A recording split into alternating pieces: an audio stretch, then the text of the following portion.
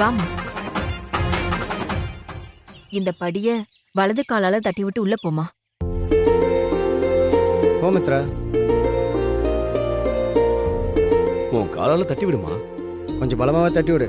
அப்புறம் சரியா விடலைன்னா அதுக்கு ஏதாவது சொல்ல போறாங்க.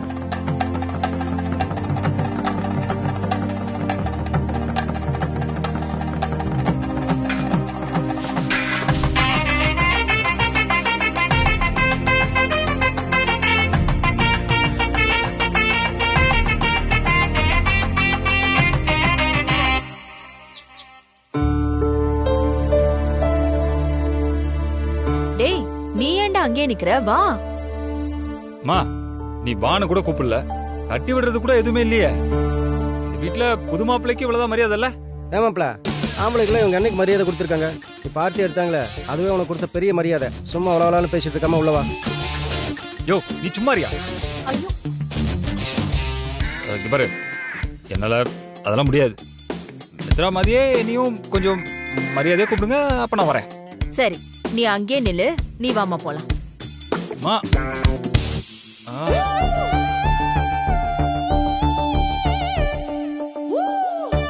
இனிமே எல்லாம் அப்படிதான். அமைதியா இருந்தா சோறாவது கிடைக்கும். அப்படிங்கிறீங்க? Son, welcome to our home. உங்களுக்கும் அப்படிதான் சித்தப்பா? டேய், விளக்கேத்த நேரமாச்சு. வரியா இல்லையா? நான் வரேன். வந்துட்டோமா? மித்ரா, விளக்கேத்துமா.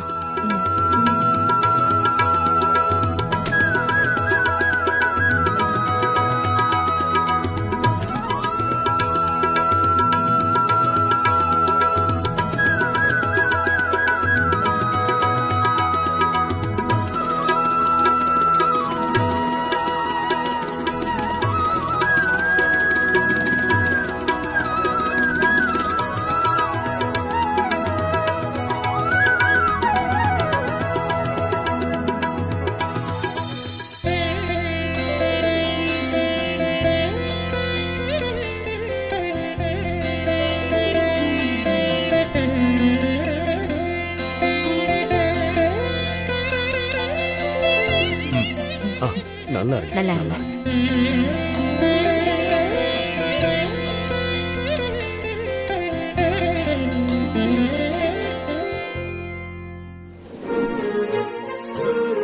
மா, இப்போ எதுக்கு எங்க 2 பேரும் மாலையோட உட்கார வச்சிருக்கீங்க? நான் போய் முதல்ல ட்ரெஸ் மாத்திட்டு வந்துடுவா. கொஞ்ச நேரம் பொறுடா. மீனா, அம்மா, சீக்கிரம் வாமா. இதோ வரேம்மா. வாமா மீனா, பாலும் பழமும் ரெடி பண்ணி கொண்டு வந்துட்டியா? அருண், இத வச்சு ஒரு பாட்டு பாடிடுவியே? வச்சிட்டமா. சரி. பழமிருக்கி. அட போதும்பா. பாலும் பழம் வினைக்கும் மித்ராக்கும். யோ, நீ கொஞ்சம் சும்மா இருக்கியா? எப்ப பார்த்தாலும் பேசி பேசி அறுத்துட்டு இருப்ப. இப்ப பாட்டு பாடி அறுத்துட்டு இருக்க. கம்முன்னு இருக்கியா? மா, பால்லாம் வேண்டாமா? எனக்கு பசிலாம் இல்ல. டேய், இது பசிக்கு குடுக்கறது இல்லடா. பொது பொண்ணு மாப்பிளைக்கு பால் பழம் குடுக்கறது ஒரு சம்பிரதாயம். அவ்வளவுதான். ஓ, அப்போ பால் எனக்கு, பழம் மித்ராவுக்கா? ஆமா, இவன் பச்சை புள்ள ஒண்ணுமே தெரியாத மாதிரி கேக்குறான். வினய், பொறுப்பா, எல்லாம் சொல்லுவாங்க. அக்கா, இவன் அடுத்த கேள்வி கேக்குறதுக்குள்ள சீக்கிரம் அந்த பழத்தை உங்க பையனுக்கு கொடுங்க.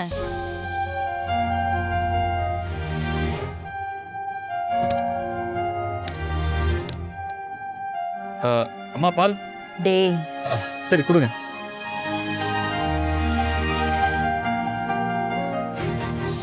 மித்ரா, ஏன் மூஞ்சி ஒரு சைடை போனிட்டு போகுது? பால் பிடிக்கல இல்ல பழம் பிடிக்கலையா?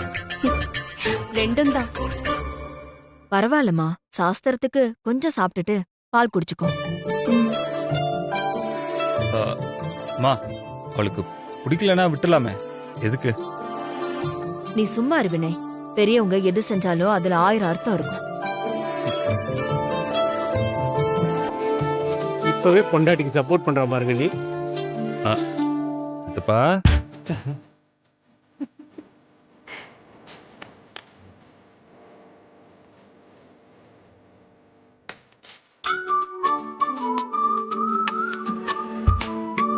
வினய், பாலை குடிச்சிட்டு மித்ராவை குடி. சரி. வினய் இப்ப ரொம்ப சந்தோஷமா இருக்காங்களா? ஆமா. ஏய் ஆ? முடி.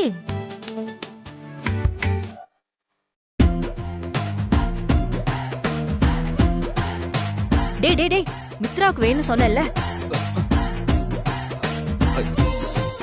ஐயோ சாரிம்மா, மறந்து போய் குடிச்சிட்டேன். டேய் மாப்பிள, மித்ராவுக்கு பால் பிடிக்காதுன்னு தெரிஞ்ச உடனே ஃபுல்லா குடிச்சிட்டு மறந்துட்டேன்னு டக்கால்ட்டி காட்டுறியா? ஐயோ சும்மா இருங்க.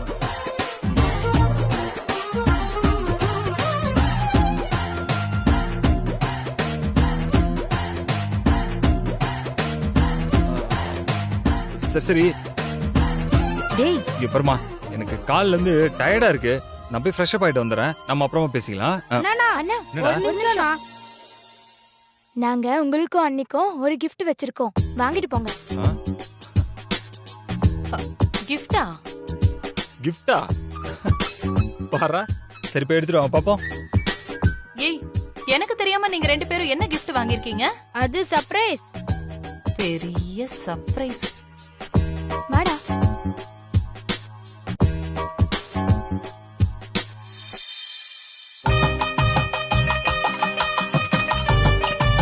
வசந்தி, என்னது? தெரியலங்க. சர்ப்ரைஸ்னு சொல்லிட்டு என்னடா ஒரு போர்டு தூக்கிட்டு வரீங்க? ஒருங்க மாமா சொல்றோம். என்னம்மா இது, வெறும் ஃப்ரேம் மட்டும் இருக்கு? அண்ணனும் அண்ணியும் இந்த சாயத்துல கை நினைச்சு இந்த போர்டுல பிரிண்ட் பண்ணணும். அப்புறம் நாம அத மேரேஜ் மெமரியா வால்ல மாட்டி வச்சுக்கலாம். இத பாக்குறப்பெல்லாம் அண்ணனுக்கும் அண்ணிக்கும் நாம இதே மாதிரி சேர்ந்து இருக்கணும்னு தோணும்.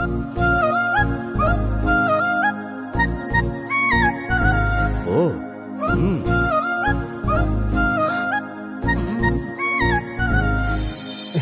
ஏம்மா, அதான் லட்சக்கணக்கில் பணத்தை கொடுத்து ஃபோட்டோகிராஃபரை கூப்பிட்டு கிளிக்குன்னு ஃபோட்டோ எடுத்து வச்சிருக்கோமே, அதை மாட்டிட்டு போகலாம்.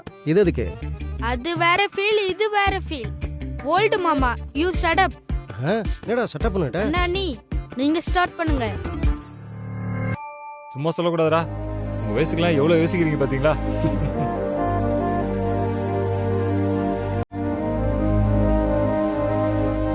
சரி அண்ணா, கை வைங்க. நீங்களும் வைங்க அண்ணி.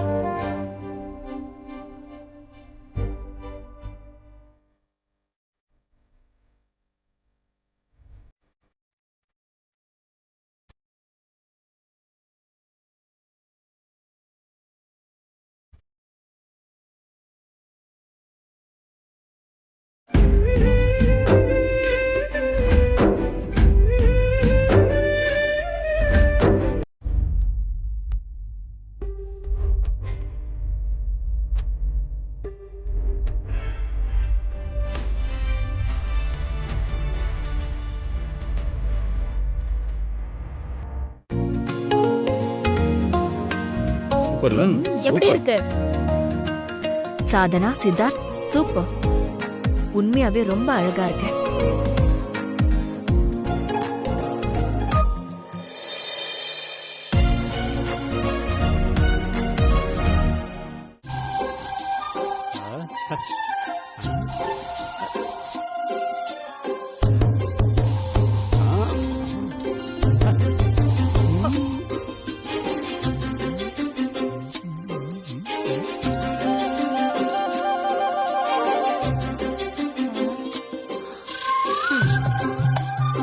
எதுக்கு இப்ப இப்படி பாக்குறீங்க?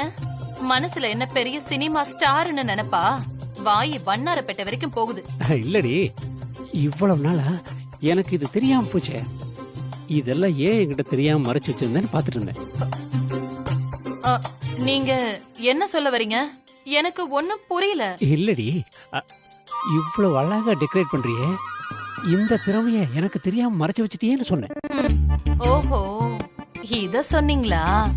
வசந்தி, நம்ம ஃபர்ஸ்ட் டைம் ஞாபகம் இருக்கா? ஆமா, இந்த நினைப்பு வேற உங்களுக்கு.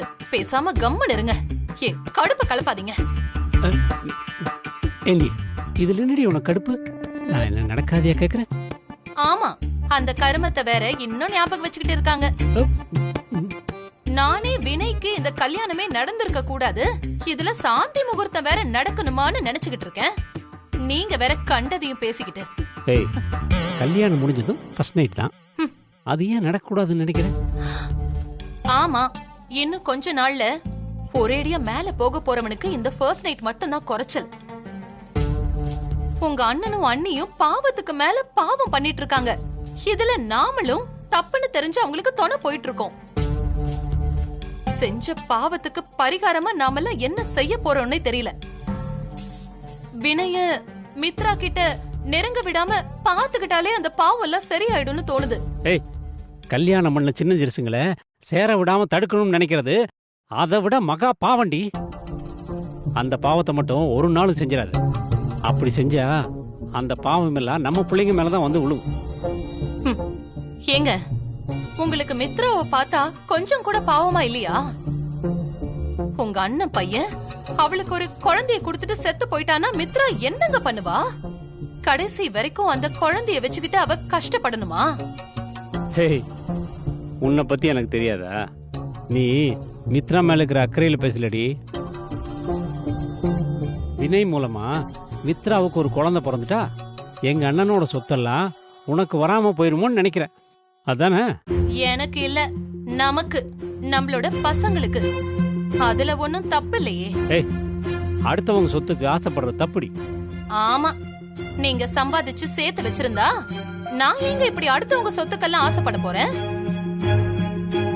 சரி, இவ்ளோ நியாயமாவும் நேர்மையாவும் பேசுறீங்களே, உங்களுக்கு உங்க அண்ணன் சொத்து மேல ஆசையே இல்லையா?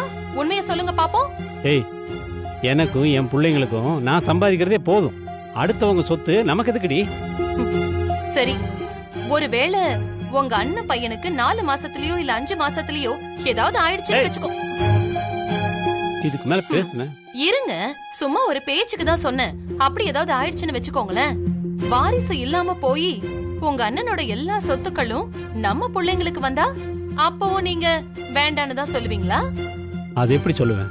பின்ன உங்களுக்கு உங்க அண்ணன் சொத்து மேல ஆசை இருக்குன்னு தானே அர்த்தம்? ஏய், அது ஆசை இல்லடி, உரிமை, வாரிசு உரிமை. நம்ம சட்டப்படி வாரிசு இல்லாம போயிடுச்சுன்னா சொத்து பூரா ரத்தம் சம்பந்தப்பட்ட உறவுகளுக்கு தான் போய் சேரணும். சும்மா சட்டம் சம்பிரதாயம் இந்த மாதிரி சப்ப கட்டெல்லாம் கட்டிக்கிட்டு இருக்காதீங்க. என்ன மாதிரியே உங்களுக்கும் உங்க அண்ணன் சொத்து மேல ஆசை இருக்கு. உங்களுக்குன்னு இல்ல, மனுஷனா பிறந்த எல்லாருக்குமே இப்படி ஒரு வாய்ப்பு வந்ததுன்னா அந்த சொத்தை அடையணும்னு ஆசை வரத்தான் செய்யும். அது ஒன்னும் பெரிய தப்பெல்லாம் இல்ல. இன்னும் கொஞ்ச நேரம் உங்ககிட்ட பேசினா என்னையும் உன் பக்கம் இழுத்துருவேன். போதும், இத்தோட நிறுத்திக்கலாம். தலை எழுத்து போங்க. நான் நினைக்கிறத எப்படி சாதிக்கணும்னு எனக்கு தெரியும்.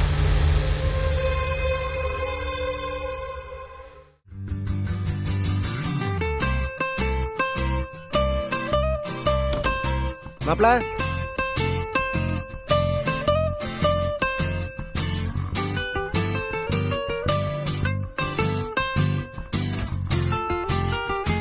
இன்னைக்கு எனக்கு ஃபர்ஸ்ட் நைட்டு. நல்ல பாதாம் பிஸ்தா சாப்பிட்டுட்டு ரஷ்யன் டேங்கர் மாதிரி ஸ்ட்ராங்காக இருப்பான்னு பார்த்தா பிரேக் டவுன் ஆன கார் மாதிரி தூங்கிட்டு இருக்கேன் பாரு.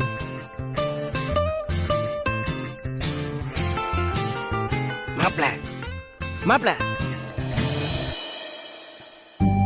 என்ன உன் ரொமான்டிக் ட்ரீம்குள்ள இண்டிகேட்டர் போடாத ஆட்டோ மாதிரி குறுக்க வந்து கெடுத்துட்டேனா?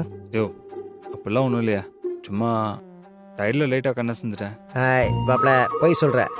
நீ உன் ஃபர்ஸ்ட் நைட் ரொமான்டிக் ட்ரீம்ல தானே இருந்த? ஆமா, நான் தூக்கி வளர்த்த சின்ன பயலாச்சா நீ. உனக்கு ஃபர்ஸ்ட் நைட் எப்படி இருக்குன்னு தெரியுமா? இவர் அப்படியே 2-3 கல்யாணம் பண்ணிட்டாரு தெரிஞ்சுக்கிறதுக்கு. யோ, நீயே சொல்லியா, எனக்கு தெரியாதியா? மாப்ள, இந்த ஃபர்ஸ்ட் நைட் ரூம் இருக்கே, அப்படி சுத்தி பூக்களால் அலங்கரிக்கப்பட்டு, இந்த கட்டில அப்படி கலர் கலரா பூக்கள் தூவப்பட்டு, சூப்பரா ஊதுபத்தியில கொளுத்தி ரூம் ஃப்ரெஷ்னல் அடிச்சு ஸ்மெல் சும்மா கம கம கம கமன்னு அப்படியே வாசனை தூக்கும். உள்ள எவன் போனாலும் உனக்கு ரொமான்டிக் ஃபீல் வந்துடும், ஒரு மார்க்கமா மாறிடுவான். அந்த மாதிரி ரூம்குள்ள நீ உட்காந்துருப்ப மாப்ள. அப்போ ரூம் கதவை திறந்துட்டு மித்ரா வானத்திலிருந்து குதிச்ச தேவதை மாதிரி அப்படி அண்ணன் நடந்து வர்றான். அவளோட அழகை பார்த்து நீ பிரமிச்சு போயிட்ட. அவ கையில பால்சம் போட அப்படி மெதுவா நடந்து வந்து பக்கத்துல நிக்கிறா.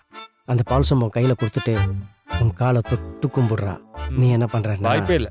அடுத்து அப்படியே ஒரு கை வந்து விளக்காணிக்கும், 2 குருவிங்க முத்தமிட்டுக்கும். சும்மா அந்த படத்தை பார்த்து பார்த்து கெட்டு போயிட்டு. யோ, எந்த காலத்துல இருக்க நீ? மாம்சு இப்பதான் தெரியுது நீலாம் ஏன் இந்த வயசுக்கே வராம இருக்கன்னு. மாப்பிள என்ன மாப்பிள நீ இப்படி திடீர்னு என்ன கேவலப்படுத்திட்ட? உன் ஃபர்ஸ்ட் நைட் ரூமை நான் எவ்வளோ நல்லா டெக்கரேட் பண்ண சொல்லியிருக்கேன் தெரியுமா?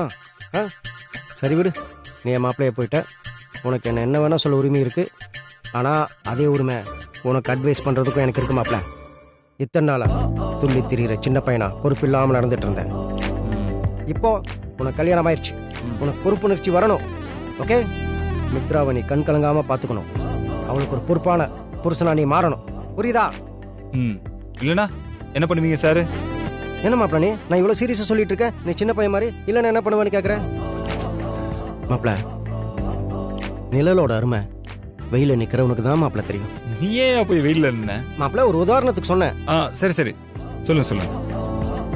கல்யாணம், குழந்தை, குட்டி, குடும்பம், இதோட அருமை கல்யாணம் ஆகாத என்ன மாதிரி பிரம்மச்சாரிகளுக்கு தான் மாப்பிள தெரியும். மாப்பிள எனக்கு மட்டும் கல்யாணம் ஆகி ஒரு பொண்டாட்டி வந்தான்னு வச்சுக்கோ, அதான் நடக்கல இல்லையா? நடக்கும் மாப்பிள.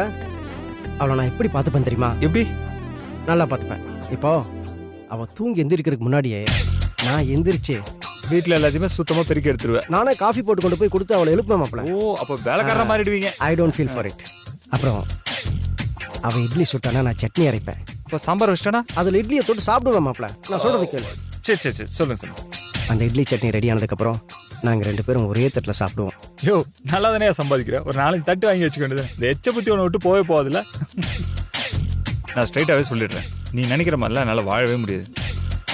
நேற்று இந்த வினை எப்படி இருந்தானோ அப்படிதான் இன்னைக்கு இருப்பேன், நாளைக்கு இருப்பேன். ஓகே?